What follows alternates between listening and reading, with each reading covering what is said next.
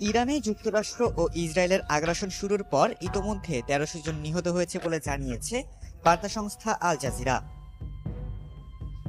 গত পরশু এক প্রতিবেদন থেকে জানা গিয়েছিল নিহতের সংখ্যা ১৩০০ জনে দাঁড়িয়েছে এবং আরও অসংখ্য মানুষ আহত হয়েছেন। রাতভর ৮০টি যুদ্ধবিমান থেকে ইরান জুড়ে গোলাবর্ষণ করেছে ইসরায়েল। ইসরায়েলি সেনাবাহিনী জানিয়েছে এ হামলায় তাদের ৮০টির বেশি যুদ্ধবিমান অংশ নিয়েছে এবং এসব বিমান থেকে নিক্ষেপ করা হয় ২৩০টি গোলা। ইসরায়েলি সেনাবাহিনীর দাবি, তাদের লক্ষ্যবস্তুগুলোর মধ্যে ছিল আইআরজিসির একটি সামরিক বিশ্ববিদ্যালয়, ক্ষেপণাস্ত্র উৎক্ষেপণ অবকাঠামো সংরক্ষণের একটি গুদাম এবং ব্যালিস্টিক ক্ষেপণাস্ত্র সংরক্ষণ ও তৈরির একটি ভূগর্ভস্থ স্থাপনা। তবে এসব স্থানের সুনির্দিষ্ট অবস্থান উল্লেখ করেনি ইসরায়েল। এদিকে রাতজুড়ে পাওয়া প্রতিবেদনে বলা হয়েছে, রাজধানী তেহরান সহ ইরানের কয়েকটি স্থানে বড় ধরনের বিস্ফোরণ ঘটেছে।